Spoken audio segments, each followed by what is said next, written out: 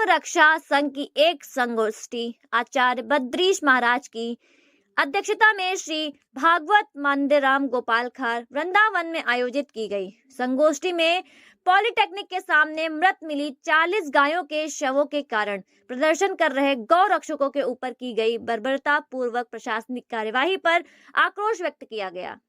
धर्म रक्षा संघ के राष्ट्रीय उपाध्यक्ष महंत देवानंद परमहंस महाराज ने कहा कि 40 गायों का शव देखकर किसी भी इंसान का दिल दहल सकता है।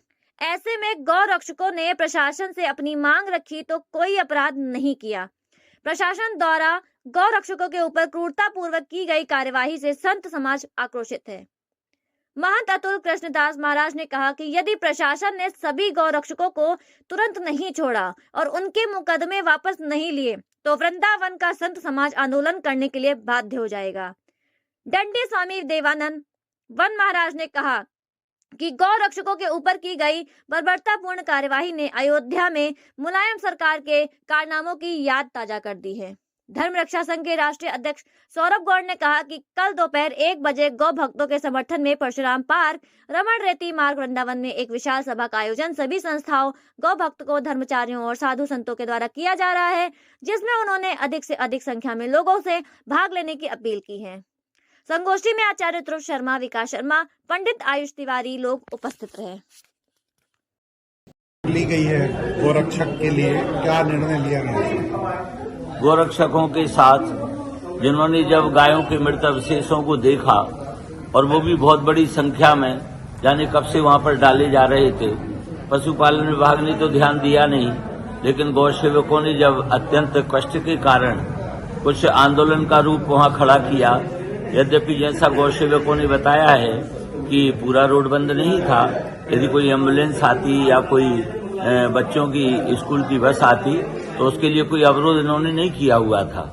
फिर भी पुलिस प्रशासन ने आकर इनसे बातचीत की और बातचीत बड़े सौहार्द ढंग से हो रही थी। ये लोग भी शांतिपूर्वक आंदोलन कर रहे थे, परंतु एकदम उत्तेजित होकर के और जैसे एसपी महोदय ने एकदम थप्पड़ मार करके और शुरू कर दिया इनके ऊपर लाठीचार्ज, तो इतना उत्तेजित प्रशासन शासन को नहीं होना चाहिए।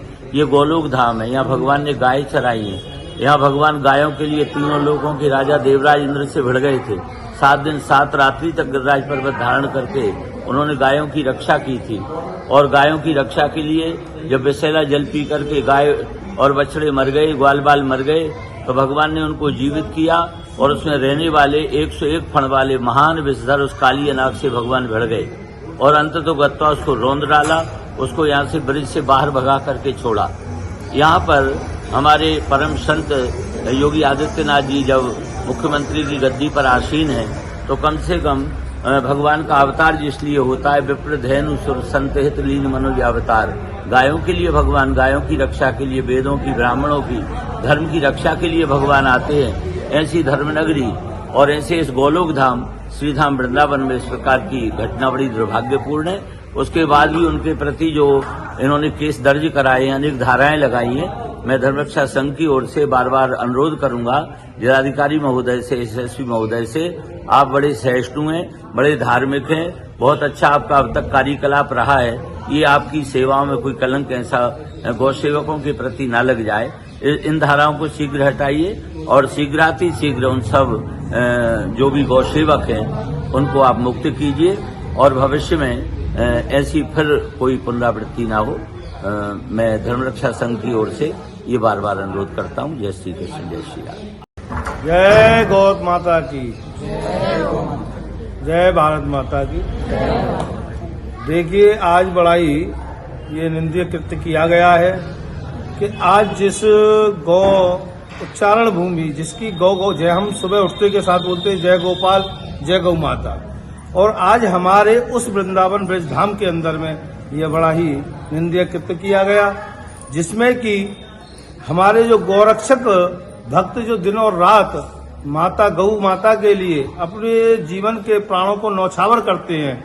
कई कंटेनर जो अभी वर्तमान में ही कुछ समय पहले ही उन लोगों ने अपनी जान पर खेल करके उन कंटेनरों को रोका, उन गौ वंश को बचाया, उनको सरकारी गौशालाओं तक पहुंचाया और यहाँ श्रीपाद की गौशाला है महाराज की, उसमें भी उन गौओं को पहुंचाया गया, उनको संरक्षक दिया गया। तो हमारे ऐसे गौ भक्त जो कि तत्पर आधी रात को जब जहाँ उनको सूचना मिलती है और भागे दौड़े चले जाते हैं, खाली एक गौवंश को बचाने के लिए, गौ माता को बचाने।